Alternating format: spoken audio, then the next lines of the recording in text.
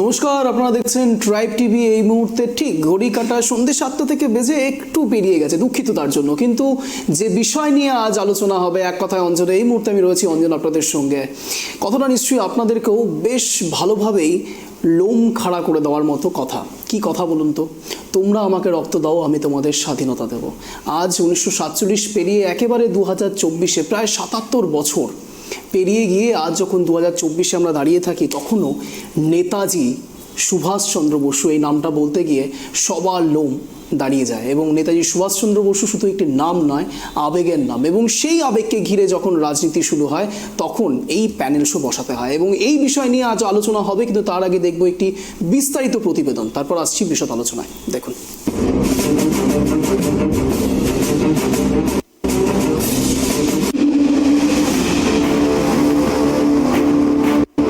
নেতাজি সুভাষচন্দ্র বসুর 127তম জন্মবার্ষিকীর অনুষ্ঠানে যোগ দেন বাংলার মুখ্যমন্ত্রী মমতা বন্দ্যোপাধ্যায়। নেতাজিকে শ্রদ্ধা জানানোর পাশাপাশি বর্তমানে কেন্দ্রীয় সরকার তথা বিজেপির তীব্র সমালোচনা করেছেন।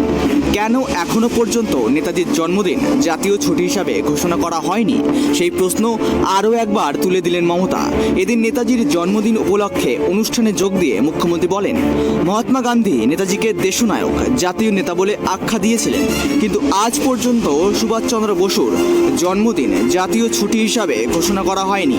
মমতার কথায় 20 বছর ধরে চেষ্টা করেও তিনি নেতাজির জন্মদিন জাতীয় ছুটি হিসাবে ঘোষণা করাতে পারেননি। এই কারণে তিনি লজ্জিত এবং ক্ষমাপ্রার্থী। সেই প্রসঙ্গে নাম না করে বিজেপিকে আক্রমণ করে তিনি বলেছেন, দেশের রাজনৈতিক প্রচারের কারণে ছুটি হয়ে যায়, অথচ নেতাজির জন্মদিনে ছুটি ঘোষণা করা হয় না।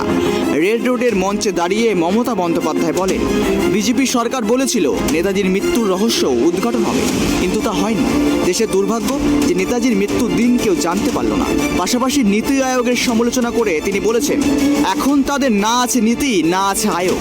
এক্ষেত্রে মমতা এও জানিয়েছেন, তাদের সরকার 64টি ফাইল প্রকাশ্যে এনেছিল, কিন্তু বিজেপি এত বছরেও কোনো রহস্য উদ্ঘাটন করতে সক্ষম হয়নি। নেতাজির তৈরি করা প্ল্যানিং কমিশন তুলে দিয়েছে বিজেপি সরকার, এমনও অভিযোগ করেছেন মমতা বন্দ্যোপাধ্যায়। তার বক্তব্য, প্ল্যানিংটা এখন হিংসা ঘৃণায় পরিণত হয়েছে, কেন্দ্র শুধু বিভাজনের রাজনীতি করে, এমনই বলেছেন মমতা বন্দ্যোপাধ্যায় এবং দলকে নিশানা করেছেন মুখ্যমন্ত্রী। মমতার আক্ষেপ, নেতাজিকে সবাই ভুলে যাচ্ছে, শুধুমাত্র রাজনীতি ছাড়া কিছুই হচ্ছে না। আকাশের সাথে গৌরবের প্রতিবেদন, ট্রাইব টিভি।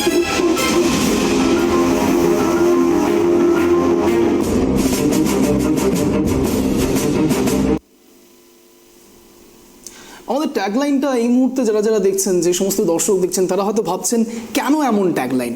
একটু ডেসক্রাইব করে দিই আপনাদের। 22-এ ছুটির আবেদন আর 23-এ শুধুই শ্রদ্ধা জ্ঞাপন কেন বলা হলো বলুন তো? তার কারণ আপনারা জানেন, সেই ইতিহাসে স্বর্ণাক্ষরের 22শে জানুয়ারি 2024 সাল রাম মন্দির প্রতিষ্ঠা। সেই রাম মন্দির প্রতিষ্ঠা নিয়ে যখন ছুটির আবেদন হয়, তখন 1897 সালে যেই মানুষটি জন্মগ্রহণ করেছিলেন 23শে জানুয়ারি, সেই মানুষটির জন্মদিনে এখনো পর্যন্ত ছুটির ঘোষণা হলো না। এই বিষয় নিয়েই বাকবিতণ্ডা শুরু। এই বিষয় নিয়ে কেন বাকবিতণ্ডা শুরু, তার আগে মমতা বন্দ্যোপাধ্যায় এই বিষয়ে কি বলেছে একবার শোনাই, এবং back to back Sukanta Majumdar এই বিষয়ে কি বলেছেন প্রতিক্রিয়া হিসেবে, সেটাও শোনাচ্ছি, শুনুন। বেশ কিছু ফাইল ওপেন হয়েছে এবং নেতাজি সুভাষচন্দ্র বসুকে মোদিজি যে সম্মান দিয়েছে, এই সম্মান আগের কোনো সরকারের আমলে দেওয়া হয়নি। কলকাতা, এই দিল্লিতে যার নাম রাজপথ ছিল ইংরেজদের নামে, যেখানে কিং জর্জ 5-এর মূর্তি থাকতো, সেই মূর্তি স্বাধীনতার পর সরানো হয়েছিল, কিন্তু কারো সাহস হয়নি অন্য কোনো ভারতীয়র মূর্তি সেখানে স্থাপন করার। মোদি সেখানে নেতাজির মূর্তি স্থাপন করেছেন এবং রাজপথের নাম পরিবর্তন করে কর্তব্য পথ করেছেন। এত বড় সম্মান এর আগে নেতাজিকে কে দিয়েছেন? নেতাজি ডাক দিয়েছিলেন দিল্লি চলো, উনি দিল্লি পৌঁছতে পারেননি, দিল্লিকে নরেন্দ্র মোদী পৌঁছে দিয়েছেন দিল্লিতে নেতাজি সুভাষচন্দ্র বোসকে। এবং এই সম্মান বিরল সম্মান, আমরা সেজন্য মোদীজিকে ধন্যবাদ জানাই। এছাড়াও আরও অনেক সম্মান দিয়েছেন, যেমন যে দুটো দ্বীপের নাম নেতাজি জেতার পর আন্দামান যখন দখল করে নিয়েছিলেন ব্রিটিশদের হাত থেকে নেতাজি সুভাষচন্দ্র বোস, উনি দুটো দ্বীপের নাম করেছিলেন স্বাধীন দ্বীপ এবং স্বরাজ দ্বীপ। স্বাধীনতার পর কেউ সেই নামকে সরকারি মোহর দেয়নি। বর্তমানে মোদিজির সরকার সরকারিভাবে ওই দুটো দ্বীপের নাম ঘোষণা করা হয়ে গেছে, যে এই দুটো দ্বীপের নাম কেন্দ্রীয় সরকারের খাতায় স্বরাজ দ্বীপ এবং স্বাধীন দ্বীপ হিসেবে থাকবে। একেবারে সুকান্ত মজুমদার কি বললেন সেটা আপনাদের শোনালাম, আর কিছুক্ষণ পরে মমতা বন্দ্যোপাধ্যায়ের বাইটও আপনাদেরকে শোনাবো, কিন্তু তার আগে এই মুহূর্তে আলোচনায় ফিরবো, একেবারে পরিচয় করিয়ে নেব। এই মুহূর্তে আমাদের সঙ্গে রয়েছেন মাননীয়া চৈতালি ঘোষ সাহা, তৃণমূল নেত্রী, এবং একই সাথে আমাদের সঙ্গে রয়েছেন মাননীয় মাধব দাস, বিজেপি নেতা, এবং আমাদের সঙ্গে রয়েছেন মাননীয় রিভু দাস, হিন্দু জাগরণ মঞ্চের কর্মকর্তা। আপনাদের তিনজনকে ট্রাইব টিভিতে স্বাগত জানাই। আজ যে বিষয় নিয়ে আলোচনা শুরু হয়েছে, বলা যেতে পারে এই আলোচনা আজকের আলোচনা নয়, দীর্ঘদিন ধরে এই আলোচনা চলছে, এবং এই আলোচনা বারবার মমতা বন্দ্যোপাধ্যায়ের সরকার তুলেছেন। এবং এটা সত্যি যে এই যে 64টি ফাইল বারবার করে তিনি মমতা বন্দ্যোপাধ্যায় বলছেন যে ওপেন করা হয়েছে, এটাও কিন্তু মিথ্যে নয়। তাই প্রথম প্রশ্ন সরাসরি মাধববাবুর কাছে রাখবো, এতগুলো বছর পেরিয়ে গেল, এখনো পর্যন্ত নেতাজি সুভাষচন্দ্র বসুর ফাইল ওপেন কেন হলো না? ফার্স্ট, আর সেকেন্ড, কেন এই দিনটিকে ছুটি ঘোষণা করা যায় না? মাধববাবু, দেখুন, এই প্রশ্নটা আমাকে না করে আজকে যদি এইখানটায় কোনো কংগ্রেসের কার্যকর্তা থাকতেন, অবশ্য নেতাজিকে নিয়ে কথা বলা মানে এইখানটায় যেহেতু তৃণমূল পার্টির কেউ কার্যকর্তা আছেন, উনিও তার অংশ নেবেন আশা করি। কারণ ভারত যখন স্বাধীন হয় তারপর আজকে 2024, মাত্র 15টা বৎসর বিজেপি শাসন করেছেন, আর বাকি বিশাল সময় কংগ্রেস শাসিত। আর ভারতবর্ষের স্বাধীনতা সংগ্রামে নেতাজি বিশাল বড় একটা অবদান রেখে গেছেন, সে বিষয়ে কোনো সন্দেহ আমাদের ভারতবর্ষের মধ্যে নেই। কাজী প্রশ্নটা আমাকে না করে এইখানে তৃণমূল নেত্রী যিনি বসে আছেন, যে দীর্ঘ সময় কংগ্রেস থাকা অবস্থায়, সরকার থাকা অবস্থায় যেখানে ছুটি ঘোষণা করা হলো না, আজকে এসেই সেখানটায় বিজেপি কেন করলো না? দেখুন, আমাকে শেষ করতে দিন, আমি দায়িত্ব নিয়ে বলছি। খুব সুন্দর একটা প্রশ্ন। অবশ্যই বিজেপি সরকার নেতাজিকে যে সম্মানের জায়গায় বসিয়ে রেখেছেন, আমরা আশাবাদী এই সরকার, এই রাম রাজত্বের সরকার আগামী দিনে নেতাজির এই দিনটিকেও আশা করি জাতীয় ছুটি হিসাবে ঘোষণা করবেন। কারণ এই প্রসঙ্গে একটু বলে রাখি, এই যে সম্মান দেওয়ার ব্যাপারটা, 22 তারিখের প্রসঙ্গটা এসে গেছে এইখানটায়, আপনারা জানবেন যে যে মহিলা মানে মানুষের যে দুর্গন্ধ নিয়ে কাজ করেন, সে কালকে কিন্তু নিমন্ত্রিত ছিলেন। একজন মহিলা যিনি সারাদিন পরিশ্রম করার পর মাত্র 20 টাকা উনি রাম মন্দির তৈরির জন্য চাঁদা দিয়েছিলেন, তিনিও নিমন্ত্রিত। কাজী এত বড় মহান একজন মানুষ নেতাজি, আগামী দিনে অবশ্যই ওনার কী হবে, জাতীয় ছুটি ঘোষণা হবে, আমরা আশাবাদী, আশা রাখছি। বেশ মাধববাবু, আপনার কথা প্রসঙ্গ টেনেই একটা প্রশ্ন করতে বড় ইচ্ছে করছে। আপনি বলছেন যে আপনারা 14 থেকে রয়েছেন 2024 সাল অবধি, মাত্র 10-11 বছর। ঠিকই তো, 10-11 বছর হয়েছে, আপনারা এখনই কেন নেতাজি সুভাষচন্দ্র বসু সম্বন্ধে এই এত ধরনের স্টেপ নেওয়ার সুযোগ পাবেন? ঠিক একই রকমভাবে 11 বছরই তো হয়েছে তৃণমূল সরকার এই রাজ্যে এসছে, তাহলে তৃণমূল সরকারের দিকে এতগুলো তোপ দাগেন কেন?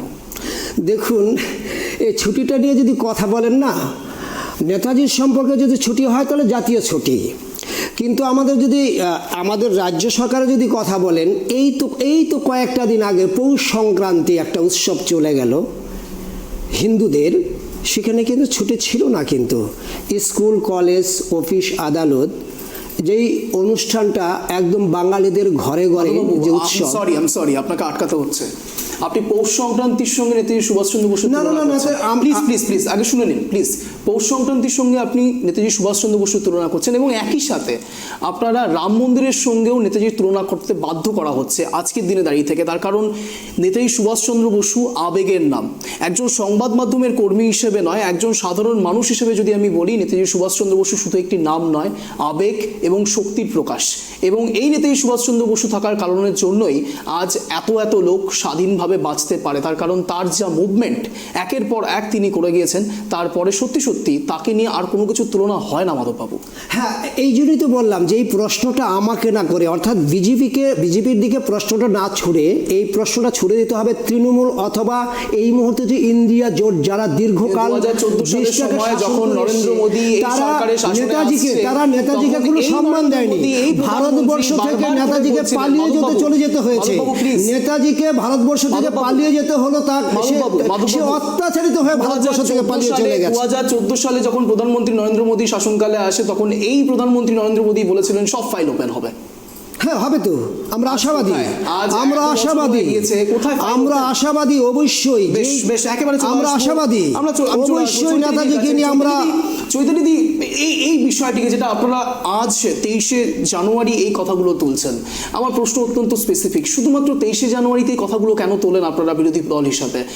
একেবারে কেন্দ্রের বিরোধী দল হিসেবে যখন আপনারা একেবারে ফ্রন্ট ফুটে থাকার চেষ্টা করেন, তখন শুধুমাত্র 23শে জানুয়ারি কেন? 23শে জানুয়ারি শুধুমাত্র নেতাজিকে কি সবসময় রাজনৈতিক আঙ্গিনাতেই আপনারা রাখবেন, নাকি সামনে আনার চেষ্টা করবেন? কোনটা চৈতালিদি? প্রথমে আমি ট্রাইব টিভির সব দর্শক বন্ধুদের আমি আজকে 23শে জানুয়ারি আমি তাদের সকলকে আজকে নতমস্তকে প্রণাম করি যে নেতাজি আজকের দিনের আমাদের শ্রদ্ধেয় নেতাজির জন্মদিন।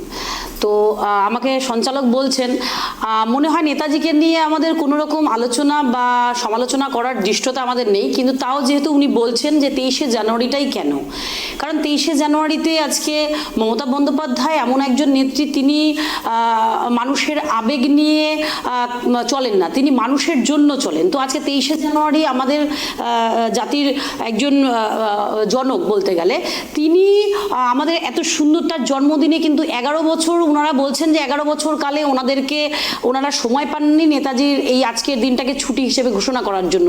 কিন্তু রাম মন্দির, কালকে 22 তারিখ রাম মন্দির উদ্বোধন ছিল, তো রাম মন্দির উদ্বোধনে ওনারা ছুটি ঘোষণা করতে পেরেছে, কিন্তু এত বছর ওনাদের কাছে সময় হয়নি যে মমতা বন্দ্যোপাধ্যায়, শুধু মমতা বন্দ্যোপাধ্যায় কেন, প্রত্যেকটা বাঙালির কাছে নেতাজি সুভাষচন্দ্র বসু একটা আবেগ, একটা ভালোবাসা, একদম একদম তার থেকেও বেশি উনি একজন বাঙালি। আমি একজন বাঙালি হিসেবে মনে করি যে নেতাজি সুভাষচন্দ্র বসুর আজকের দিনে এই জায়গায় দাঁড়িয়ে মমতা বন্দ্যোপাধ্যায় যে কথাটা বলছেন, কারণ উনি সবসময় উনি বলেন এই যে আজকে ফাইলগুলো ওপেন করার কথা বিজেপি বলেছিল, কিন্তু মমতা বন্দ্যোপাধ্যায় বরাবর এটা নিয়ে আন্দোলন করেছে, বরাবর বলেছে, কিন্তু সেই জায়গাটা কিন্তু উঠে আসেনি। কিন্তু তাদের কাছে আজকে জয় শ্রীরাম, আমার বিজেপি বন্ধু বললেন যে হ্যাঁ আজকে ভারতবর্ষে রাম রাজত্ব। আরে রাম রাজত্ব এই কথাটা আপনারা কখনোই বলতে পারেন না, শুধুমাত্র আপনারা রামকে নিয়ে রাজনীতি করছেন। কিন্তু নেতাজি সুভাষচন্দ্র বসু আজকে যদি আমরা এখানে দেখি যে সুকান্ত মজুমদার বলছেন যে উনি দিল্লি চলো বলেছিলেন, কিন্তু দিল্লিতে পৌঁছাতে পারেননি, নরেন্দ্র দামোদর সিং মোদী ওনাকে দিল্লি পৌঁছে দিয়েছেন। তাহলে ওনাদের কতটাই দৃষ্টতা যে আজকে নেতাজি সুভাষচন্দ্রের জন্মদিনে দাঁড়িয়ে ওনারা এই কথাটা বলেন। নেতাজিকে নিয়ে কথা বলার মতন দৃষ্টতা কি আমার মনে হয় বিজেপির কোনো ক্ষমতা রয়েছে যে নেতাজি সুভাষচন্দ্রকে জাস্টিস করবে? আমার মনে হয় নেই। কিন্তু ওনারা যেহেতু ওই যে শুধুমাত্র লম্পঝম্পকারী, মিথ্যা কথা বলা প্রচারকারী, ওনাদের একটা ষড়যন্ত্র সবসময়, তাই ওনারা এটা বলেছে। ওনাদের কাছ থেকে এর থেকে বেশি কিছু আশা করা যায় না। আর মমতা বন্দ্যোপাধ্যায় বরাবরই আন্দোলন করে এসেছে এবং মমতা বন্দ্যোপাধ্যায় সবসময় বলে মানুষের জন্য। আজকে আমাদের কেন্দ্র সরকার আমাদের রাজ্যকে সবসময় বঞ্চনা করে এসেছে। 11 বছরে মমতা বন্দ্যোপাধ্যায় উন্নয়ন করেছে, ওরা মমতা বন্দ্যোপাধ্যায়কে থমকে দেওয়ার জন্য সবকিছু বঞ্চিত করে এসেছে। আজকে 100 দিনের কাজের টাকা থেকে ধরে আবাস যোজনার টাকা থেকে ধরে সমস্তটাই আটকে রেখেছে। আজকে মমতা বন্দ্যোপাধ্যায় নেতাজি সুভাষচন্দ্র বসুর জন্মদিনে এই কথাগুলো বলেছে। মমতা বন্দ্যোপাধ্যায় আজকের জন্মদিনে এই কথাটা অবশ্যই বলেছে, কারণ তার আজকে জন্মদিন। তাই মমতা বন্দ্যোপাধ্যায় আবেগের সহকারে এবং দুঃখের সহায়ক বলেছে যে আমার ভারতবর্ষের প্রধানমন্ত্রী আমাদের আবেগকে প্রাধান্য দেন না, তিনি শুধুমাত্র রামকে নিয়ে রাজনীতি করতেন। হিন্দু জাগরণ মঞ্চের কথা ছিল, আসবো মধুবাবু, আপনাকে সুযোগ দেবো। তার আগে হিন্দু জাগরণ মঞ্চের কর্মকর্তা রিভুবাবুকে প্রশ্নটা করবো। রিভুবাবু, কিভাবে দেখবেন বিষয়টাকে? তার কারণ 23শে জানুয়ারি যখন নেতাজির জন্মজয়ন্তী পালন হয়, তখনই সবাই মিলে নেতাজিকে নিয়ে নানান রকম কথা বলেন, বিরোধীরাও বলছে, এবং একই সাথে এত বছর হয়ে গেল তা সত্ত্বেও সত্যি নেতাজির কোনো ফাইল ওপেন হলো না, এবং তার সাথে সাথে সেই মানুষটা সবসময় অগোচরেই থেকে গেলেন, এবং আজও ভারতবাসী জানতে পারলো না আদতেও নেতাজির অন্তর্ধান রহস্যটা কি। একদম বিষয় হচ্ছে যখন নেতাজি বাঙালির আবেগ, ভারতবর্ষের আবেগ। দুর্ভাগ্যের বিষয়, আমরা এতক্ষণ ধরে বলছি ভারতবর্ষ স্বাধীন। নেতাজি যে ভারতবর্ষকে স্বাধীনতা দিতে চেয়েছিলেন, সেই ভারতবর্ষকে আমরা এখন পেয়েছি। নেতাজি নিশ্চয়ই চায়নি ভারতবর্ষ স্বাধীন হোক, ভারতবর্ষ দেশ ভাগের মাধ্যমে ভারতবর্ষ স্বাধীন হোক। আমরা চাইনি বাংলাদেশ একটা আলাদা রাষ্ট্র তৈরি হোক, আমরা চাইনি পাকিস্তান আলাদা রাষ্ট্র তৈরি হোক। নেতাজিও হয়তো চাননি, নেতাজিও চাননি যে বাংলাদেশের বিভিন্ন প্রান্ত, চট্টগ্রাম, ময়মনসিংহ থেকে যে স্বাধীনতার আন্দোলনগুলো উঠেছিল সেগুলো কখনো আলাদা ভারতবর্ষ স্বাধীন হবে এবং আলাদা বাংলাদেশ তৈরি হবে, এরকম কোনো সিদ্ধান্তে ভারতবর্ষ স্বাধীন হবে এরকম স্বপ্ন হয়তো নেতাজি দেখেননি। নেতাজিকে আমরা যে সেদিনই সম্মান দিতে পারিনি যেদিন দেশ ভাগের মাধ্যমে ভারতবর্ষ স্বাধীন হয়েছে। দেশ স্বাধীনতার মাধ্যমে যে আমরা এতক্ষণ ধরে আমরা বলছি আমরা স্বাধীন, আমরা স্বাধীন, আমরা স্বাধীন, আজকে আপনি ভাবুন তো সেই লোকগুলোর কথা যারা ঢাকা, ময়মনসিংহ, চট্টগ্রাম এবং পাকিস্তানের বিভিন্ন প্রান্ত থেকে স্বাধীনতার আন্দোলন করেছিল, তারা কি যাযাবর হওয়ার জন্য স্বাধীনতার আন্দোলন করেছিল? নেতাজি কি চেয়েছিলেন আলাদা বাংলাদেশ তৈরি হোক? আজকে দুর্ভাগ্যের বিষয় কংগ্রেস এখানে নেই, এর উত্তর কংগ্রেসকে দিতে হবে। নেতাজি যে স্বাধীনতার আন্দোলন করেছিল সে কি খণ্ডিত ভারতবর্ষের না অখণ্ডিত ভারতবর্ষের? আমরা যতই নেতাজিকে সম্মান দিই, যতদিন না আমরা তাদের সেই অখণ্ড ভারতকে সেই প্রতীক রূপে আমরা তৈরি করতে পারবো, ততদিন আমরা বাঙালি হিসেবে নেতাজিকে কখনোই হয়তো সেই সঠিক সম্মান দিতে পারবো না। কারণ নেতাজি কখনো খণ্ডিত ভারতবর্ষ স্বাধীনতা চাননি, নেতাজি কখনো আলাদা পাকিস্তান, আলাদা বাংলাদেশের হয়ে লড়াই করেননি। এ জন্মভূমি নেতাজির জন্মভূমি, এ জন্মভূমি পশ্চিমবঙ্গ, শুধুমাত্র আলিপুরদুয়ার থেকে কাকদ্বীপ অবধি সেই বাংলার স্বাধীনতার জন্য নেতাজি স্বাধীনতা আন্দোলন করেননি। সেই নেতাজি স্বাধীনতা আন্দোলনে ঢাকা, ময়মনসিংহ, চট্টগ্রাম, বাংলাদেশ সমস্ত পূর্ববঙ্গ ছিল। আজকে আমরা যদি দেখতে চাই, একটা হিন্দিতে একটা কথা আছে, যাহা যাহা হিন্দু ঘাটা ওই দেশ বাটা। হয়তো নেতাজির স্বপ্ন সফল হয়তো আমরা আগামী দিনে নিশ্চিত রূপে করতে পারবো, কিন্তু যেখান থেকে হিন্দু সমাজ বিভিন্নভাবে জাতিগত কারণে বিভিন্নভাবে ভাগ হয়ে গেছে, সেখানেই দেশ ভেঙেছে, যেমন বাংলাদেশ তেমন পাকিস্তান। আজকের দিনে দাঁড়িয়ে আমরা দেখতে পাচ্ছি আজকে রামের উদ্বোধন, রাম মন্দির হবে বলে বিভিন্ন ধরনের রাজনীতি হচ্ছে, কারণ আমাদের বাংলার সমাজ রাজনীতি নির্ভর সমাজে পরিণত হয়েছে। বাংলার সমাজ রাজনীতি নেতাদের দ্বারা পরিচালিত সমাজ। যেদিন বাংলার রাজনীতি হিন্দুত্বের উপর নির্ভর করবে, হিন্দুত্বের উপর নির্ভর রাজনীতি বাংলায় যেদিন আসবে, সেদিন হয়তো আমরা নেতাজিকে সঠিক সম্মান দিতে পারবো, সেদিন হয়তো আমরা সঠিক রাম রাজত্ব তৈরি করতে পারবো। এটাই হচ্ছে বিষয়। কিন্তু নেতাজি সুভাষচন্দ্র বসু শুধুমাত্র হিন্দুর কথা বলতেন, নেতাজি সুভাষচন্দ্র বসু সব ধর্মের কথা বলতেন, আলাদা বাংলাদেশের পাকিস্তানের কথা বলতেন না। মাধববাবু না কেউ সেই বিষয়ে আমি বলছি না, আমি বলছি এই হিন্দুস্তানে শুধুমাত্র হিন্দুদের বাস নয়, সব ধর্মাবলম্বী লোকেদের একসাথে বাস, এবং সেই বাস নিয়ে নেতাজি সুভাষচন্দ্র বসু আমরণ লড়াই করে গিয়েছিলেন। একেবারে মাধববাবুর কাছে আসুন। মাধববাবু যে প্রশ্ন একেবারে ছুঁড়ে দিলেন চৈতালিদি, তিনি বলছেন সুকান্ত মজুমদার একেবারে যে বক্তব্য দেখালাম আমরা, তিনি বলছেন দিল্লি চলোর মুভমেন্ট তিনি করেছিলেন কিন্তু দিল্লিতে পৌঁছতে পারেননি, নরেন্দ্র দামোদর দাস মোদি পৌঁছে দিয়েছেন। হ্যাঁ, দেখুন, নেতাজি বলেছিলেন তোমরা আমাকে রক্ত দাও, আমি তোমাদের স্বাধীনতা দেব, দিল্লি চলো। তো ওনার এই স্লোগানটা দারুণ একটা স্লোগান ছিল, এবং সত্যি সত্যি তখন যদি কংগ্রেস দলটা ছিল কংগ্রেস, তখন যদি নেতাজিকে সত্যি সত্যি সাহায্যের হাত বাড়াতেন, তাহলে উনি সত্যি সত্যি দিল্লি পৌঁছাতেন এবং আমাদের রাষ্ট্রটাকে স্বাধীন উনি করে যেতেন। কিন্তু দুঃখের বিষয়, আপনাকে আমি ডিস্টার্ব করিনি, আপনাকে ডিস্টার্ব করিনি। আপনি একটু আগে একটা কথা বলেছেন যে রাম মন্দিরের ছুটি আর নেতাজির ছুটি, আপনাকে একটু বলে দিচ্ছি, দুটা ছুটি আলাদা। এটা 22 তারিখের ছুটি শেষ, আর একটা জাতীয় ছুটি। জাতীয় ছুটি মানে জাতি যতদিন বাঁচবে সেই ছুটিটা ততদিনই কি থাকবে। কাজে পার্লামেন্টের অধিবেশনে বসে একটা বিল এনে সেই ছুটিটা করতে হয়। আমার প্রশ্ন সেই 11 বছরে হয়নি। আমি বলছি আপনাকে, শুনুন, 11 বছরে আপনাদের আমার সময় হয়নি। প্রশ্নটা আজকে 11 বছরে আপনাদের সময় হয়নি, কিন্তু আপনাদের রাম মন্দির উদ্বোধনের সময় 22 তারিখে দিয়েছেন। কেন দেবেন? আমি তো আপনার কি আমার ভারতবর্ষকে শুধু হিন্দুতান্ত্রিক দেশ নাকি? আজকে আপনি কংগ্রেসের দায়িত্বটা নিয়ে বসে আছেন। আমার নেতাজি সুভাষচন্দ্র কি আমার রাম, আমাকে বলতে দিন প্লিজ, চৈতালিদি প্লিজ। আপনার কথা বলার সময় আমি একটাও কথা বলিনি, আমি একটা কথাও বলিনি। আমার প্রশ্নটা হলো যে নেতাজি দেশের জন্য এত কিছু করে গেলেন, সেই মানুষটাকে কেন আজকে ভারতবর্ষ থেকে পালিয়ে চলে যেতে হলো অন্য একটা দেশে, অন্য দেশ থেকে সৈন্যবাহিনী সংগ্রহ করে কেন দেশের স্বাধীনতার জন্য নিয়ে আসবেন? তখন গান্ধী কি করেছিলেন? তখন ইতিহাস বুঝতে হবে আপনাদেরকে, ইতিহাস জানতে হবে।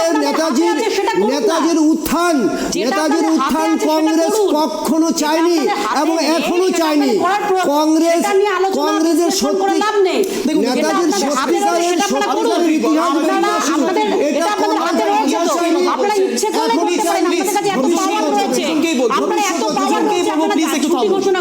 প্লিজ প্লিজ একেবারে যে ইতিহাসের আপনারা কথা বলছেন সেই ইতিহাস তুলে একটা কথা বলতে হয়। 6 জুলাই 1944 এই Netaji Subhash Chandra বসুই গান্ধীজিকে the father of nation নামে পরিচিত করেছিলেন।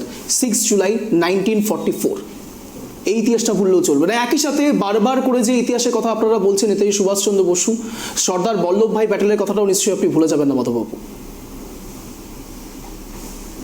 মাধববাবু আপনাকে বলছি, হ্যাঁ বলেন, প্রশ্নটা বলুন আর সর্দার বল্লভভাই প্যাটেলের কথাও নিশ্চয়ই আপনি ভুলে যাবেন না। সর্দার বল্লভভাই প্যাটেলের ক্ষেত্রে নেতাজির কি ভাবভঙ্গি ছিল, ভাবমূর্তি ছিল, সেটাও নিশ্চয়ই আপনি জানেন। আজ একেবারে খোলাখুলি আলোচনায় আসছি। সর্দার বল্লভভাই প্যাটেলের সঙ্গে নেতাজি সুভাষচন্দ্র বসু, মহাত্মা গান্ধী, আপনি যেমন বললেন যে একেবারে কংগ্রেস সরকারের সঙ্গে নেতাজি সুভাষচন্দ্র বসুর সম্পর্ক নিয়ে, একই রকমভাবে সর্দার বল্লভভাই প্যাটেলের সঙ্গে সম্পর্ক কিরকম ছিল সেই বিষয় নিয়েও কিন্তু জাতিরা আজকাল জানে। পড়াশুনো সবাই করে মাধববাবু, হ্যাঁ, ইতিহাস সবাই অবশ্যই করে, কিন্তু প্রসঙ্গটা নেতাজিকে নিয়ে। আজকে নেতাজির যেই ব্যাপারটা তুলে ধরেছেন, আজকে ট্রাইব টিভিতে যে প্রসঙ্গটা আপনারা তুলে নিয়ে এসছেন, এই প্রশ্নটা তো অবশ্যই কখনো বিজেপির দিকে ছুড়ে ফেলতে পারেন না আপনারা। কারণটা কি? দীর্ঘকাল সরকার, আমরা তো বললাম, আমরা বললাম ভারতবর্ষের একদম খেটে খাওয়া মেহনতি মানুষকে এই সরকার সম্মান জানায়। আগামী দিনে আমরা কি করব? জাতীয় ছুটি অবশ্যই বিজেপি মাথায় অবশ্যই রেখেছেন, এটা অবশ্যই জাতীয় ছুটি। আমরা এটা কি করব? আজকে ট্রাইব টিভি কেন, সমস্ত ভারতবর্ষের মানুষ আমরা কি করব? এই নেতাজির দিনটিকে জাতীয় ছুটি ঘোষণা করার জন্য আমরা আবেদন রাখবো, অবশ্যই রাখবো। আপনারা আবেদন জানিয়েছেন? অবশ্যই রাখবো আমরা। 11 বছর যখন হয়নি, এবার তো আপনারা স্বাধীন হয় 70 বছর, 77 একটা বিষয় খুব ভালো লাগলো, যদিও বা প্যানেল ডিসকাশন হয়তো আজকে এখানেই শেষ করে দেওয়ার কথা, যেখানে একেবারে মাধববাবু বলে ফেললেন যে তারা এই ঘোষণা করবেন খুব শিগগিরই। দেখা যাক কতটা শিগগিরই হচ্ছে, কিন্তু সময় এখন একটা ছোট্ট বিরতির, ফিরছি বিরতির পর, কোথাও যাবেন না, সঙ্গে থাকুন।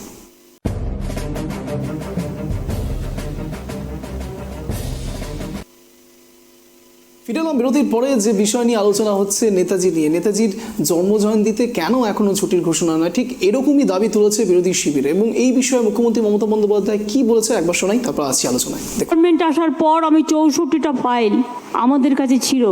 সে সময় ব্রিটিশ আমলে যত করেসপন্ডেন্স হয়েছে বা আমাদের গ্রেট লিডারের ব্যাপারে যে তথ্য ছিল, আমরা সেটা পাবলিক ডোমেনে নিয়ে এসেছিলাম। এই বিজেপি সরকার ক্ষমতায় যখন আসেনি বলেছিল আমরা এর রহস্য উদ্ঘাটন করব, তারপর সব হয়ে যায়, নেতাজিকে ভুলে যায়। নেতাজি সুভাষচন্দ্র বসু তৈরি করেছিলেন প্ল্যানিং কমিশন। প্ল্যানিং কমিশন যখন ছিল, আমার মনে আছে, প্রতি বছর ইম্পর্টেন্ট প্রিন্সিপাল সেক্রেটারিদের নিয়ে, চিফ সেক্রেটারিদের নিয়ে আমরা মিটিং করতাম, কোন সাবজেক্টে কত টাকা দিতে হবে, কোথায় কোথায় প্ল্যানিংয়ের আমাদের চিন্তাধারা। আর আজ প্ল্যানিং কমিশন নেই, কোনো প্ল্যান নেই দেশের জন্য। প্ল্যানিং একটাই, প্ল্যানিংটা কিলিংয়ে চলে গেছে, প্ল্যানিংটা ব্রুটালিটির মধ্যে চলে গেছে, প্ল্যানিংটা হেট্রেড পলিটিক্সের মধ্যে চলে গেছে, প্ল্যানিংটা সেই ডিভাইড অ্যান্ড রুলসের মধ্যে চলে গেছে। আজ আমরা তার জন্মদিনটা আমি 20 বছর ধরে চেষ্টা করেও একটা ছুটির দিন হিসেবে, জাতীয় ছুটির দিবস হিসেবে ঘোষণা করতে পারিনি। আমি ক্ষমা প্রার্থী, আমি লজ্জিত। এ দেশে পলিটিক্যাল প্রচারে ছুটি হয়ে যায়, কিন্তু যারা দেশের জন্য জীবন দেয় তারা বসে বসে। একেবারে রিউবাবুর কাছে আসবো। রিউবাবু যে কথা বললেন একদম কোট আনকোট, পলিটিক্যাল প্রচারের জন্য ছুটি হয়ে যায়, কিন্তু এই লিডার যারা এতদিন ধরে আমরণ লড়াইটা লড়ে গেলেন তাদের জন্য ছুটি ঘোষণা হয় না। রিউবাবু দেখুন, রাম মন্দির কোনো পলিটিক্যাল লড়াই নয়। দীর্ঘ 500 বছরের ইতিহাসে আপনি 500 বছরে 50 বছর বিজেপিকে খুঁজে পাবেন কিনা তার কোনো ঠিক নেই। বহু করসেবক, বহু সাধারণ মানুষ, বহু সাধু সন্তরা সেই রাম মন্দির উদ্ধারের জন্য তাদের জীবন দিয়েছেন, তাদের জীবনের পুরো সময়টুকু দিয়েছেন, সমাজের জন্য নিজেকে উৎসর্গ করে দিয়েছেন। এত বছরের লড়াইকে শুধু রাজনৈতিক লড়াই বলে যদি বলেন তাহলে বিষয়টাকে প্রচণ্ড ছোট করা হয়। আমাদের আপনাকে একটা ইতিহাস মনে করা হয়, অবশ্যই 1991-এ যখন রাজীব গান্ধী মারা যান তার ঠিক কিছুদিন আগেই এই বিষয় নিয়ে একেবারে লালকৃষ্ণ আডবাণী সোমনাথ থেকে অযোধ্যা অবধি যাত্রাপথে গিয়েছিলেন এই ইস্যুকে কেন্দ্র করে। একদম একদম এটা এবং সেই ক্ষেত্রে লালকৃষ্ণ আডবাণীর অনেক বড় ভূমিকা ছিল সেই সময়তে অযোধ্যার রাম মন্দির নিয়ে। একদম করে বলছেন এটা রামকৃষ্ণ political একদম angle নয়। যাদের ভূমিকা ছিল তাদের স্বাগত, যাদের ভূমিকা ছিল না তাদের দুর্ভাগ্য, তারা সেই আন্দোলনে জুড়তে পারেননি। রাম সভা, রাম বিজেপির রাম নয়, রাম তৃণমূলের রাম কারো কোনো ব্যক্তিগত বিষয় নয়, রাম সভা। এই দেশ রামের, রাম আমাদের চিন্তায় রয়েছে, রাম আমাদের বিচারধারায় রয়েছে, রাম আমাদের জীবন স্রোতে রয়েছে, আমাদের ব্যক্তিত্বে প্রতিটা মুহূর্তে রাম আমাদের মধ্যে রয়েছে। যদি আমাদের এই সমাজ রাম নির্ভর সমাজ বা হিন্দুত্ব নির্ভর সমাজ যদি আমরা গড়ে তুলতে পারতাম তাহলে 500 বছর হয়তো লাগতো না। যে বিদেশি শাসকরা রাম ভারতবর্ষ এসেছে, ভারতবর্ষ লুট করেছে, ভারতীয় মন্দির ধ্বংস করেছে, ভারতবর্ষ এমন এক দেশ, সেই দেশ আক্রমণকারী শক্তি সংস্কৃতিকে নিজের বুকে জায়গা দিয়েছে। যে শখুন মোগল পাঠানরা ভারতবর্ষকে আক্রমণ করেছে, ভারতীয়দের ধর্মান্তরিত করেছে, সেই শখুন মোগল পাঠানরাও কিন্তু ভারতবর্ষের মাটিতে বসবাস করেছে। অতএব রাম শুধু একটি জনগোষ্ঠীর বললে হবে না, রাম সকলে। আপনি যাকে আজকে মুসলিম বলে চিহ্নিত করছেন, আপনি যাকে আগে খ্রিস্টান বলে চিহ্নিত করছেন, তার পূর্বপুরুষও রাম ছিল। এই দেশের কোনো মানুষের পূর্বপুরুষ বাবর, আকবর, শক, হুন, মোগল, পাঠান হতে পারে না। এই দেশের প্রতিটি মানুষের মধ্যে রাম রয়েছে এবং প্রতিটি মানুষের পূর্বপুরুষ আমাদের ভগবান শ্রী রামচন্দ্রের সাথে যুক্ত। প্রত্যেকের মধ্যে হিন্দুত্ব একসময় ছিল। এই বিদেশি আক্রমণকারী শাসকদের আক্রমণের ফলেই তারা ধর্মান্তরিত হয়েছে এবং নিজ ধর্ম থেকে অন্য ধর্মে ফিরে গেছে। অতএব ভারতবর্ষ মানে রাম মানে শুধুমাত্র হিন্দুদের রাম তা নয়। বহু মুসলিম মানুষ রামনবমীর উৎসবে যোগদান করেন, বহু মুসলিম মানুষ রাম মন্দির উদযাপনে গেছেন। অতএব রাম মানে হিন্দুদের, রাম মানে বিজেপির শুধুমাত্র একটা জনগোষ্ঠীকে বুঝিয়ে দেওয়া নয়। রাম হচ্ছে এই, প্লিজ নেতাজিতে ফিরে আসুন না। হ্যাঁ, নেতাজি তো এই নেতাজির কথা ফিরে আসতে গেলে নেতাজি যে স্বাধীন ভারতবর্ষের কথা বলেছেন, সেই স্বাধীন ভারতবর্ষ তো আমরা পাইনি। তাহলে আমরা নেতাজির সম্মান জানাতে পেরেছি কোথায়? নেতাজি কি খণ্ডিত ভারতবর্ষ চেয়েছিলেন? নেতাজি কি চেয়েছিলেন আরেকটা বাংলাদেশ হোক, আরেকটা পাকিস্তান হোক? নেতাজিকে আমরা এই প্রশ্ন নিয়ে সরাসরি চলে যাবো চৌধুরীর দিকে। চৌধুরী কি বলবেন এই বিষয়ে? দেখুন, আমার বন্ধু বললেন হিন্দু জাগরণ মঞ্চে খুব ভালো কথা বললেন। সত্যিই তো, রাম আমাদের সকলের, রাম আমাদের আরাধ্য দেবতা, রাম আমাদের পূজনীয় হিন্দু সনাতনীদের কাছে একটা আবেগের বিষয়। কিন্তু তার মানে সত্যি তো এটা কি রাজনীতি করার জায়গা? রাজনীতি করার জায়গা নয়। কিন্তু আমাদের ভারতবর্ষ যেখানে উনি বলছেন, অবশ্যই রাম যদি আমাদের রাজা হয়, সেই রাজার রাজত্বে সব প্রজারাই বসবাস করতে পারে। তো সেই জায়গা থেকে কেন বারবার বিজেপি যারা করছে, তারা রামকে তাদের রাজনীতির অঙ্গ করার জন্য তারা টেনে নিয়ে আসছে? এই জায়গাটাতেই আমরা যারা সাধারণ মানুষ আছি, ভারতবর্ষে 140 কোটি মানুষ, তারা কিন্তু এই প্রশ্নটাই ছুড়ে দিচ্ছে বারবার যে রাম সকলের, রাম শুধুমাত্র কারো একা সম্পত্তি নয়। আজকে 23শে জানুয়ারি ওনারা বলছেন, আজকে সত্যিই তো মমতা বন্দ্যোপাধ্যায়, আপনারা যেই কথাটা বললেন, মমতা বন্দ্যোপাধ্যায় আমাদের মাননীয় মুখ্যমন্ত্রী, উনি বলতে চাচ্ছেন যে উনি দুঃখিত, আজকের দিনেও উনি দুঃখিত বা আপ্লুত যে আজকে এই জায়গার মধ্যে রাম মন্দির উদ্বোধন হয়েছে, সেখানে আমরা সেটা করতে পেরেছি এবং সেই জায়গার মধ্যে আমাদের ভারতের প্রধানমন্ত্রী সেই দিনটাকে ছুটি ঘোষণা করতে পেরেছে, সেই ক্ষমতাটা তার রয়েছে। কিন্তু আজকে 23শে জানুয়ারি এতদিন ধরে আন্দোলন, আমি মানলাম কংগ্রেসের যারা ছিলেন তারা কোনোদিন করেননি, আমি তাদেরকেও বলছি, কিন্তু তার মানে তো এই নয় যে তারা করেনি জন্য আজকে আমাদের বিজেপির যারা রয়েছেন তারাও করবেন না। তাহলে পরে পরিবর্তনের প্রয়োজনটা কি ছিল? তাহলে পরিবর্তনের প্রয়োজন নেই। তাহলে মানুষ পরিবর্তন করে নিয়ে এসেছিল যে আজকে যেগুলো আমরা পাইনি, যেগুলো আমাদের হয়নি, যেগুলো আজকে কংগ্রেস করতে পারেনি, সেগুলো বিজেপি করতে পারবে জন্যই কিন্তু নিয়ে এসেছিল। কিন্তু আজকে ঠিক যেমনভাবে সিপিআইএম পারবে না বলে আপনাদেরকে নিয়ে আসা হয়েছে। অবশ্যই সিপিএম যেটা করতে পারেনি 34 বছর রাজত্বকালে, মমতা বন্দ্যোপাধ্যায় তার 11 বছর রাজত্বে কিন্তু সেটা করে দিয়েছে। অকপটে প্রত্যেকটা লোক স্বীকার করবে। চৈতালিদি, আপনাকে একটা কথা শুধু বলবো, সেন্ট্রাল পলিসি এবং স্টেট পলিসি বলে দুটো পলিসি হয়। সেই পলিসি অনুসারে নেতাজিকে নিয়ে এক্স্যাক্টলি এই স্টেটে কি করা হয়েছে? দেখুন, নেতাজির যেই আমাদের মাননীয় মুখ্যমন্ত্রী মমতা বন্দ্যোপাধ্যায়, সবসময় আপনারা জানেন যে উনি যে কোনো জিনিস মন থেকে ভালোবেসে বা আবেগ দিয়ে করে, উনি কখনোই কিন্তু পলিটিক্স করার জন্য কোনো কিছু করে না। হ্যাঁ, নেতাজিকে নিয়ে উনি বারবার মানুষের, আমাদের যেই বললেন যে ফাইলগুলো ওপেন করার জন্য, উনি আমাদের রাজ্য থেকে বরাবর সহযোগিতা করার হাত বাড়িয়ে দিয়েছে এবং কেন্দ্রকে বলা হয়েছে যে ভাই, যেহেতু এটা একটা কেন্দ্রের একটা এজেন্সির মাধ্যমে আমাদের এই তদন্তটা করা হবে, কিন্তু উনি কিন্তু বারবার দরখাস্ত করেছে, দরবার করেছে, উনি করার জন্য অ্যাপ্লিকেশন করেছে, কিন্তু সেই জায়গাটায় কোনো কিছু হয়নি, যেটা আমাদের রাজ্যের হাতে রয়েছে। এখন যদি মমতা বন্দ্যোপাধ্যায় এটা নিয়ে, আমাদের রাজ্য যদি এটা নিয়ে ইনভেস্টিগেশন করা শুরু করে, আজকে ওনারা বলছেন, তাহলে কিন্তু সেইখানটার মধ্যে আবার ওরা একটা রাজনীতি পলিটিক্স করার জন্য ওরা একটা মমতা বন্দ্যোপাধ্যায়কে দোষ আরোপ দিয়ে দিবে। তাই তিনি সম্পূর্ণ প্রপার গাইডলাইন মেনে নিয়ে আমাদের মাননীয়া সেভাবে চলতে চেয়েছে, কিন্তু 11 বছর ধরে উনি ওনাদের কাছে অ্যাপ্লিকেশন করে আসে, কিন্তু ওনারা কোনো কিছু করছেন না। বেশ, মাধববাবুর কাছে আস। মাধববাবু কি বলবেন? দেখুন, মমতা ব্যানার্জি কিন্তু বিজেপির ঘর করে এসছেন, অনেকদিন ঘর করেছেন বিজেপির সঙ্গে। আমার প্রশ্ন এইখানটায় চৈতালিদির কাছে, আপনি কিন্তু বিস্ফোরক কথা বললেন। হ্যাঁ, মাধববাবু, আমি আমি আমি শুধু চৈতালিদির কাছে প্রশ্ন করছি যে উনি যখন ঘর করছিলেন তখন কয়টা ফাইল উনি বের করেছিলেন বিজেপির সামনে? আমার প্রশ্ন সেইখানে। উনি ঘর করেছিলেন, আপনি খুব ভালো কথা বলেছেন। না না, আপনি খুব ভালো কয়টা ফাইল বের করেছেন? শুনুন, বাচ্চাদের মতো কথা বলা, বাচ্চাদের মতো কথা বলার জন্য সারা পৃথিবীর মধ্যে মুখ্যমন্ত্রী যদি কেউ থাকেন সেটা মমতা ব্যানার্জি। ঘর করতে গিয়ে উনি বললেন আমি এতবার জোহার করে আমার লজ্জা, দেখুন একটা জাতীয় ছুটি ঘোষণা করার জন্য মুখ্যমন্ত্রী কোনো ভূমিকা থাকে না। জাতীয় ছুটি ঘোষণা করার জন্য মুখ্যমন্ত্রীর কোনো প্রচেষ্টার ব্যাপার থাকে না। ওটা একটা পার্লামেন্টের ব্যাপার। চৈতালিদি, ওটা একটা পার্লামেন্টের ব্যাপার। ওটা মমতা ব্যানার্জি ক্ষমা চাইছি, আমি পারলাম না, ওটা না। উনি ছোট ছোট বাচ্চাদের মতো কথা বলার জন্য সিদ্ধান্ত নাম করে ফেলেছেন। আপনারা এই কথা তো বলবেন না। মমতা বন্দ্যোপাধ্যায় ছিলেন, আমার প্রশ্নটা উত্তর দিন। এবং আমি তো বলছি তো সংসার করেছেন, আপনি কয়টা ফাইল বের করেছেন? শুনুন না, আপনি চুপ করেন, আপনি শুনতে হবে তো আপনাকে। ঘর করার জন্য মমতা বন্দ্যোপাধ্যায় ঘর করার জন্য যখন আপনাদের সঙ্গে ঘর করতে গিয়েছিলেন, আপনি ভালো কথা আপনি বলেছেন মমতা বন্দ্যোপাধ্যায় ঘর করেছিল, তো ভেবেছিল যে আপনারা করতে পারবেন। কংগ্রেস যেটা পারেনি সেটা আপনারা পারবেন, কিন্তু আপনারাও এতটাই মানে নিষ্ক্রিয় যেখানে আপনারা করতে পারেননি, তাই মমতা বন্দ্যোপাধ্যায় আপনাদেরকে ছেড়ে চলে গেছে। বুঝতে পেরেছেন? আমরা আশাবাদী, সক্রিয়ভাবে তবে করতে পারবেন। আপনারা এখনো পর্যন্ত সেটা করতে পারেন। আপনারা মানুষকে ভাববাদী দিচ্ছেন। আপনার স্বামী বিবেকানন্দকেই মানেন না, বিবেকানন্দকেই মানেন না, আপনারা নেতাজিকে মানেন না।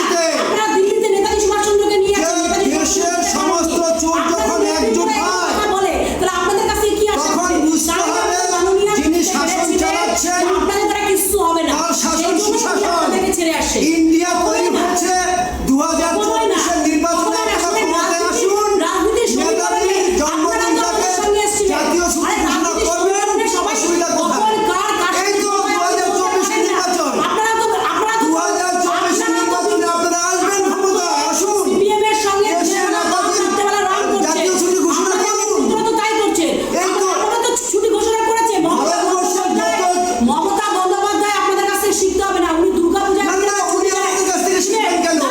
উনি আমাদেরকে মমতা ব্যানার্জিকে শিক্ষা দেওয়ার আস মাধববাবু, আপনি চৈতালিদি আপনি এখনই কি বললেন দুর্গাপুজোর সময়? প্লিজ ওই কথাটা একটু কন্টিনিউ করুন। দুর্গাপূজায় কার্নিভাল একমাত্র মমতা বন্দ্যোপাধ্যায় আমাদের এই পশ্চিমবঙ্গে করেছে, আর আপনারা বলেন মমতা বন্দ্যোপাধ্যায় হিন্দু বিরোধী। আপনারা কোন জায়গা থেকে সেই কথাটা বলেন? মমতা বন্দ্যোপাধ্যায় দুর্গাপূজা করার জন্য সকলকে অনুদান দিয়েছে।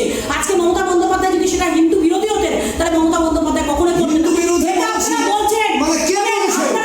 আপনাকে প্রমাণ দিতে হবে, আপনাকে প্রমাণ দিতে হবে, শেখাতে হবে না, আপনাকে প্রমাণ দিতে হবে হিন্দু বিরোধী। আপনারা সবসময় বলেন মমতা বন্দ্যোপাধ্যায় বেগম বলে আপনারা কথা বলেন, কিন্তু মমতা বন্দ্যোপাধ্যায় সকলের জন্য, ইমামদের জন্য চিন্তা করে। তিনি কিন্তু আজকে সকলের জন্য চিন্তা করে, কিন্তু আপনারা শুধুমাত্র রামকে রাজনীতির অঙ্গে নিয়ে আসেন। আজকে রামকে কি একজন মুসলিম কেউ বলতে পারে?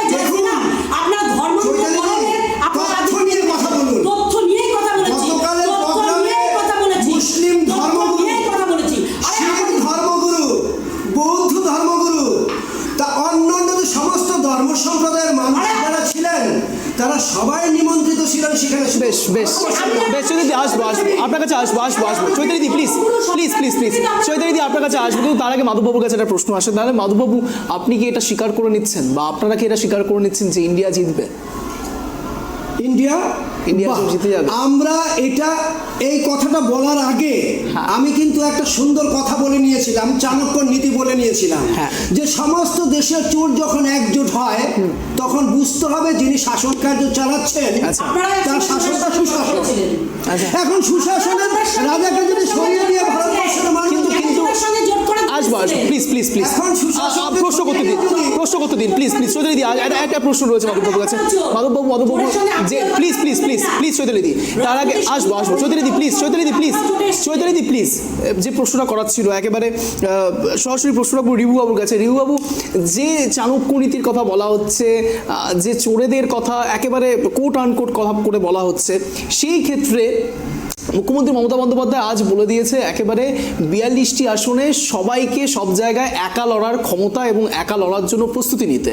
সেখানে 2টি আসনের কথা সমঝোতা করার কথা ছিল, সেখানে 10 থেকে 12টি আসন সমঝোতার কথা বলা হচ্ছে কংগ্রেসের পক্ষ থেকে। সেই মতো অবস্থাতে এই ঘোষণা করলেন মুখ্যমন্ত্রী মমতা বন্দ্যোপাধ্যায় যে 42টিতে 42টি মুখ্যমন্ত্রী মমতা বন্দ্যোপাধ্যায় সিঙ্গেল ফ্রেমে রাখতে চাইছেন। কি বলবেন? একদম, রাজনীতিবিদরা যারা রাজনীতি করবেন, দুর্ভাগ্যের বিষয় আমাদের রাজ্যের মুখ্যমন্ত্রী জয় শ্রীরামকে গালাগালি করেছেন, এটা কিন্তু আপনারা কেউ অস্বীকার করতে পারবেন না। এই কথাটা আপনি বিভিন্ন জায়গায় গেলে দেখতে পারবেন, এটা আপনি দেখতে পারবেন। এবং আপনারা যদি প্লিজ আমি প্রশ্নটা রিভুবাবুকে করেছি, রিভুবাবু প্লিজ বলুন। এবং এবার বিষয় আসি রাজনীতির। আগামী দিন লোকসভা ভোট নির্বাচন হবে এবং ভারতবর্ষের সংসদে একজন প্রধানমন্ত্রী হিসেবে একজন অধিষ্ঠিত হবে। আমরা চাই সমস্ত জাতীয়তাবাদী, রাষ্ট্রবাদী এবং হিন্দুত্ববাদী মানসিকতার মানুষের লোকজনরা রাষ্ট্রের স্বার্থে, দেশের স্বার্থে, হিন্দুর স্বার্থে, হিন্দু হিতে, কারণ হিন্দু কোনো জনগোষ্ঠী নয়, হিন্দু দেশের সংস্কৃতি, হিন্দুত্বই ভারতীয়ত্ব, ভারতীয়ত্বই হিন্দুত্ব। যারা এর সাথে থাকবেন তারাই আগামী দিনের ভারতবর্ষকে নেতৃত্ব দেবেন, সমাজকে নেতৃত্ব দিবেন। ভারতবর্ষ এমন এক দেশ, বারবার বিদেশি আক্রমণ থেকে ভারতবর্ষ পড়েও ভারতবর্ষ সেই আক্রমণকারী শক্তিকে জায়গা দিয়েছে, কিন্তু ভারতবর্ষ এখন যে ভারতবর্ষ দেখতে পাচ্ছেন, এই ভারত নতুন ভারত, এই ভারত আগামীর ভারত। ভারতবর্ষই গোটা পৃথিবীকে নেতৃত্ব দেবে। ভারতবর্ষ পৃথিবীর শ্রেষ্ঠ দেশ হিসেবে নিজের পরিচয় লাভ করবে। ভারতবর্ষ আমেরিকার মতন নয়, ভারতবর্ষ চীন জাপানের মতন নয়, ভারতবর্ষের মতন আগামী দিনে প্রতিষ্ঠিত হবে। এরকম জাতীয়তাবাদী, রাষ্ট্রবাদী, হিন্দু হিতে, হিন্দু স্বার্থে যারা আগামী দিনে হিন্দুত্ববাদীর পক্ষে থাকবেন, যে কোনো রাজনৈতিক দলের কাছে খোলা অফার, তারা হিন্দুত্বের সমর্থন করুন, হিন্দুত্ববাদীদের ভোট নিন। একটাই গল্প, হিন্দুত্ব যেন রাজনীতির কেন্দ্রে, ভারতবর্ষের কেন্দ্রে থাকে। কোনো ধর্মনিরপেক্ষতার নামে হিন্দুত্বকে যেভাবে ভাগ করা হয়েছে তার বিরুদ্ধে রাষ্ট্রবাদী, হিন্দুত্ববাদী শাসক ভারতবর্ষকে শাসন করুন। যে রামের সাথে আছে, জনগণ তার সাথে আছে। আচ্ছা, বেশ ইন্টারেস্টিং একটা কথা বললেন আপনি। আচ্ছা, কবি কাজী নজরুল ইসলাম কি বলতেন রিভুবাবু? কবি এক মিনিট প্লিজ, কাজী নজরুল ইসলাম কি কখনো এই কথাটা বলতেন শুধুমাত্র হিন্দু দিয়ে গোটা দেশটা চলবে? দেখুন, আপনি নেতাজির কথা আপনি বলেন, যে নেতাজিকে নিয়ে এত গর্ব করি আমরা, সেই নেতাজিও হিন্দুত্বের কথা শুধু বলেনি, আর কবি কাজী নজরুল ইসলামও এই দেশেরই লোক, এবং সেই মানুষটিও কিন্তু হিন্দু মুসলমান মোরা একই বৃন্তে দুটি কুসুম বলে গেছে। তাহলে গতকালের প্রোগ্রামে কিন্তু কাজী নজরুল ইসলামের গান বাজানো হয়েছে। একদম আমাকে বলতে দিন। দেখুন, হিন্দু মুসলমান ভাই এক সেকেন্ড কখনো সাম্প্রদায়িকতার রাজনীতি করে না, সবাইকে নিয়ে রাজনীতি করে। দেখুন, হিন্দু মুসলমানের কথা বলছেন, আমরা যদি সত্যি এক হয়ে থাকতাম তাহলে ধর্মের ভিত্তিতে দেশ ভাগ হলো কেন? আমার পূর্বপুরুষ ওপার বাংলায় ছিল, দেশের জন্য সর্বোচ্চ যদি বলিদান দিয়ে থাকে, আমার পূর্বপুরুষ আমার বাপ ঠাকুরদা দিয়েছিল, নিজের ভিটে মাটি এক রাত্রে ছিল, ওপার বাংলা থেকে চলে এসেছিল। আমরা হিন্দু বলতে কাকে বুঝি? যারা শুধু হিন্দু ধর্ম পালন করে। এদেশে কোনো ভারতবাসী আমরা বলি বাবর, আকবর সব মোগল পাঠানদের বংশধর নয়, প্রত্যেকের পূর্বপুরুষ ভগবান শ্রী রামচন্দ্র, আমরা প্রত্যেকে রামের বংশধর।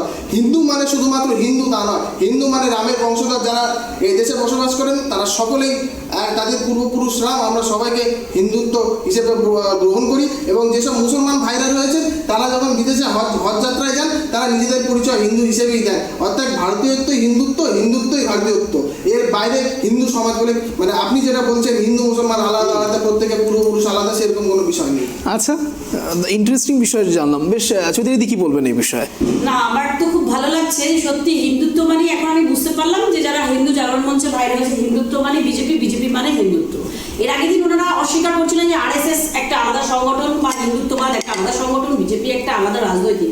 তার মানে বোঝা যাচ্ছে যে আমরা একদিন তো যে দুটি কুসুম যেটা বললেন যে আমরা দুই ভাই জগাই মাথায়, তো আমার এখন এই ছড়াটাই মনে পড়ছে। তো হিন্দুত্ব আমার এখান থেকে যদি কেউ যায়, উনি বললেন মক্কায় গেলে পরে উনি বলেন আমি হিন্দুত্ব। কখনোই একটা মুসলিম নিজেকে ভারতীয় বলবে আমি ভারত থেকে এসেছি। নিশ্চয় যে শিখ হয় তিনি তার নিজের জাতি ধর্ম, কারণ মমতা বন্দ্যোপাধ্যায় সবসময় বলেন যে ধর্ম যার যার উৎসব সবার। এটা উনি বললেন যে দেশ যখন ভাগ হয়েছিলেন, সত্যিই দুঃখকর ঘটনা যে বাইরে যারা ওপার বাংলায় থেকে গেছিল বা পাকিস্তানে হয়েছিল, কিন্তু ভারতবর্ষ এমনভাবেই ভারতবর্ষ আমাদের প্রথম থেকেই তৈরি হয়েছিল, যখন হয়তো উনিও ছিলেন না, আমিও ছিলেন না, কিন্তু আমাদের স্বাধীনতা সংগ্রামীরা যারা ছিলেন তারা কিন্তু সেইভাবেই ভারতের সার্বভৌমত্বটাকে তৈরি করেছিল, সংবিধান তৈরি করেছিল। নিশ্চয়ই সংবিধানকে তৈরি করার ডিনাই করার মতন ক্ষমতা আমাদের কারো নেই, কারণ সেই সময় যারা ভারতবর্ষকে স্বাধীন করেছিল সেই সময় মুসলিম ছিল, হিন্দু ছিল, শিখ ছিল, ইসাই ছিল। শুধুমাত্র আমি হিন্দু বা আমার বাঙালি দিয়ে কিন্তু আমার ভারতবর্ষ স্বাধীন হয়নি, এবং সেই জায়গায় আমরা ভুলে যাচ্ছে এপিজে আব্দুল কালাম যে ছিল তিনিও কিন্তু আমার ভারতবর্ষের রাষ্ট্রপতি ছিল। তাহলে পরে এই দেশ তো আমাদের সার্বভৌমত্বের, কেন শুধুমাত্র আপনারা হিন্দুত্ববাদ হিন্দুত্ববাদ হিন্দুত্ববাদ এই কথাটা? একেবারে অন্তিম লগ্নে চলে এসেছি, একেবারে অন্তিম লগ্নে চলে এসেছি। চৈতালিদি যে আমরা সকলে মিলে একসঙ্গে বসবাস করবো, কেন শুধু রাজনীতিকরণের জন্য একটা জাতিকে আপনারা আলাদা করে টেনে নিয়ে যাচ্ছেন? আপনারা চাইছেন না সেই জাতিটাকে ভারতীয় মানে সেখানে সব জাতি থাকবে। বেশ একেবারে অন্তিম লগ্নে চলে এসেছি। আসবো একেবারে অন্তিম লগ্নে চলে এসে এবার আপনাদের তিনজনকে প্লিজ আসবো প্লিজ চৈতালিদি রিভু বাবু দুজনকে রিকোয়েস্ট করছি চৈতালিদি প্লিজ, রিভু বাবু রিকোয়েস্ট করছি, আপনাদের দুজনকেই রিকোয়েস্ট করছি প্লিজ একেবারে শেষ লগ্নে চলে এসেছি, অন্তিম লগ্নে চলে এসেছি। আপনাদের তিনজনকে আসবো, রিভু বাবু প্লিজ 1 মিনিট করে সময় দেবো তিনজনকে। এবার তিনজনই আপনারা 1 মিনিট সময় পাবেন এবং স্ট্যান্ড পয়েন্ট রাখার সুযোগ পাবেন। যে কথা দিয়ে আজ 1 মিনিট স্ট্যান্ড পয়েন্ট রাখার সুযোগ দেব একেবারে প্রথম সুযোগ দেব মাধববাবুকে। মাধববাবু, তাহলে ভারতবর্ষের ধর্ম নিরপেক্ষতা কোথায় থাকবে? আপনার 1 মিনিট সময় শুরু হচ্ছে এখন, বলুন। আজকে আমাদের মহাপুরুষ বলবো, আমাদের নেতাজি সুভাষচন্দ্র বসু, এটা শুধু বাঙালির আবেগ নয়, সারা ভারতবর্ষের একটা আবেগ।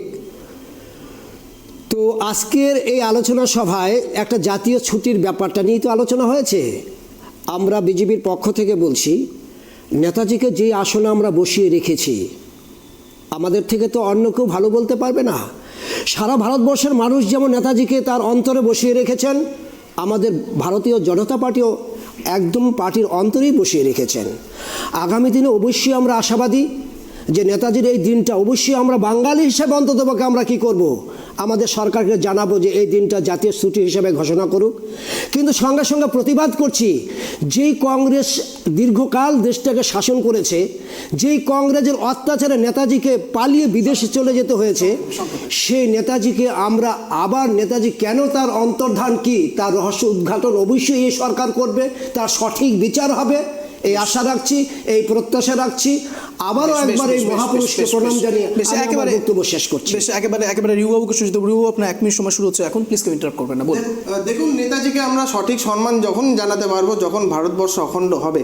নেতাজি অখণ্ড ভারতের স্বপ্ন নিয়েছিলেন, নেতাজি অখণ্ড ভারতের স্বাধীনতার আন্দোলন করেছিলেন।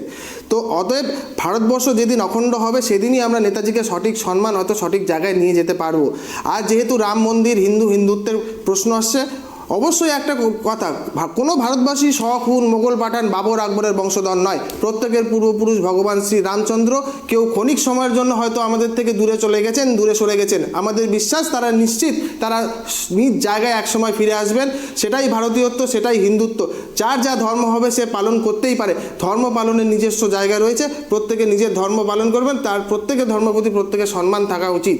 কিন্তু এই দেশ যারা আক্রমণ করেছে, সেই শখ, হুন, মোগল, পাঠান, বাবর, আকবর, তাদেরকে মনের মধ্যে ভালোবাসার জায়গায় কোনো ভারতবাসী রাখা উচিত নয়। বেশ, একেবারে অন্তিম লগ্নে এসে এবার সরাসরি চৈতালির দিকে সুযোগ দেবো। চৈতালি, আপনার 1 মিনিট সময় শুরু হচ্ছে এখন, প্লিজ বলুন। 2023 সালে আমরা দেখেছিলাম যে আমাদের নেতাজি সুভাষচন্দ্রকে নিয়ে অনেক লম্ফঝম্প হয়েছিল আমার কেন্দ্র সরকারের পক্ষ থেকে, কিন্তু এবার দুঃখের ব্যাপার যে কালকে 22 তারিখের পরে আজকে 23 তারিখ হয়েছে, যেখানে আমাদের নেতাজি সুভাষচন্দ্রকে ভুলে গেছেন তারা। শুধুমাত্র আজকে আমাদের হৃদয়ে শুধুমাত্র নেতাজি সুভাষচন্দ্র বোস রয়ে গেছে। এইভাবে যেভাবে ওনারা ওনারা 22 তারিখের আগে এত জাঁকজমক দেখালেন মন্দিরগুলো পরিষ্কার করতে, আমার মনে হয় না 23 তারিখে তারা এতটা জাঁকজমকপূর্ণ, কারণ তারা 11 বছরে তারা করতে পারেনি জাতীয় ছুটি ঘোষণা করতে পারেনি নেতাজি সুভাষচন্দ্রের জন্য। আমার মনে হয় না যে ওনারা তো আর 24-এ থাকবেন না, ওনারা সেটা পারবেনও না। অবশ্যই আমাদের তৃণমূলের যে মমতা বন্দ্যোপাধ্যায় তার নেতৃত্বে যখন আমাদের ভারতবর্ষের প্রধানমন্ত্রী হবেন, নিশ্চয়ই মমতা বন্দ্যোপাধ্যায় এটাকে জাতীয় ছুটি ঘোষণা করবেন। একেবারে অন্তিম লগ্নে এসে আপনাদের তিনজনকে জানাই অশেষ ধন্যবাদ এক কথা অঞ্চলে জয়েন করার জন্য, ট্রাইব টিভিতে আসবার জন্য। যে কথা বলে আজকের এই স্পেশাল শো শেষ করতে হচ্ছে, নেতাজি শুধুমাত্র একটি নাম নয়, যা কথা দিয়ে শুরু করেছিলাম আবেগের নাম, এবং সেই আবেগের সত্যি সত্যি অন্তর্ধান রহস্য এবং যা যা থিসিস রয়েছে এই বিষয় নিয়ে, যা যা রহস্য রয়েছে, শুধু মানুষ চাইছে এমনটা না, আমার মনে হয় রাজনৈতিক মহলদেরও এটা আগে এগিয়ে আসা উচিত এবং এই রহস্যের উদ্ঘাটন করা উচিত। তার কারণ নেতাজি আজ যা ইতিহাসে আমরা পড়ছি, পরবর্তীকালে অন্য কোনো ইতিহাস জানার ইচ্ছে সবারই রয়েছে। এই কথা বলেই আজকের এই স্পেশাল শো শেষ করবো, এবং এরকমই টান টান শো দেখার জন্য ঠিক সন্ধ্যে 7টায় নজর রাখতে হবে ট্রাইব টিভির পর্দায় এক কথায় অঞ্চলে। নমস্কার।